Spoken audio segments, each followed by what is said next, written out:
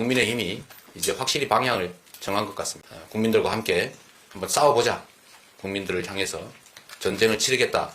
이런 태도로 보여집니다. 당랑거철 같은 그런 느낌이 듭니다.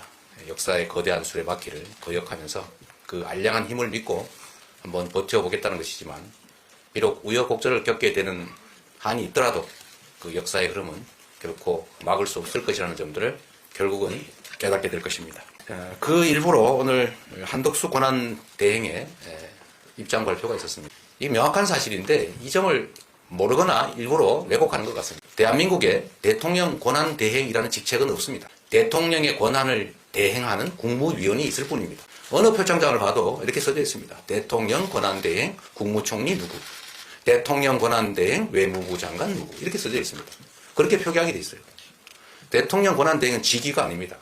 그런데 이거 마치 대통령에 준하는 하나의 헌법상 기관 또는 지위인 것처럼 호도하고, 또 그에 따라서 대통령에 준하는 문책 요건을 갖춰야 된다, 이런 해괴한 주장을 하는 사람들이 있습니다. 저는 대부분 알고 있으면서 일부러 이렇게 국민을 속이기 위해서 그야말로 헛소리에 가까운 주장을 한다고 생각합니다.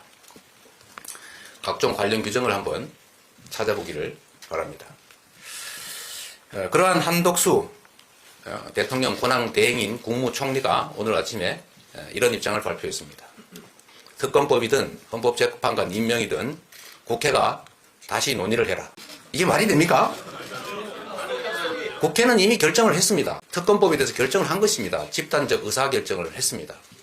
그런데 그 중에 내부의 그 의사결정 과정에 일부가 다른 의견을 가진 게 있다 하더라도 국회의 의견은 그 집합적 의사결정으로 존중돼야 되는 것입니다. 그게 국회 아닙니까? 이 말은 결국은 국민의힘이 찬성하지 않는 어떤 것도 하지 않겠다. 국민의힘이 시키는 대로 국민의힘의 입장에 맞춰서 국정을 운영하겠다라고 선언한 것 아닙니까? 이것은 내란 행위에 대해서, 또 외환 유치 행위라고 하는 이런 엄청난 반국가적 행위에 대해서 엄정한 수사와 책임을 묻는 그 절차를 하지 않겠다. 즉 내란 행위를 지지 지원하겠다는 의사를 표명한 것과 똑같습니다. 이것도 문제인데 더 심각한 문제는 헌법기관 구성은 대통령의 권한이 아니라 책임이기도 한 것입니다. 마음에 안 들면 대법원이든 국회가 추천하든 임명 안 하는 것이 그게 바로 전제군주 아닙니까?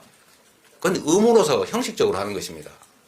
그런데 결국 국민의힘이 반대하니까, 즉 내란에 동조하는 세력들이 반대하니까 헌법기관 구성을 미뤄서 헌정 질서를 사실상 파괴하고 판단을 하지 못하게 하겠다, 이런 뜻 아니겠습니까?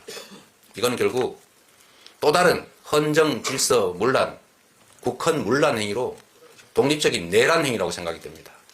반드시 책임을 물어야 되겠습니다. 지금까지는 혹여라도 국무총리가 국정 안정에 조금이나마 도움되는 방향으로 제 역할을 할 것으로 기대를 조금이나마 했는데, 오늘 아침에 이 발언을 보니까 국정을 제대로 운영할 생각은 전혀 없고 내란 세력을 비호할 생각밖에 없어 보입니다. 책임을 반드시 물어야 될 것 같습니다.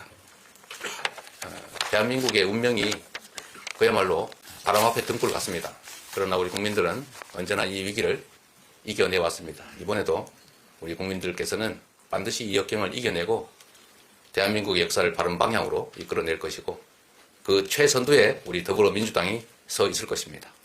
함께 이 역경을 이겨내고 대한민국을 세계가 인정하는 모범적인 민주국가로 다시 한번 세워나가시기를 기대합니다. 여러분을 믿습니다. 고맙습니다.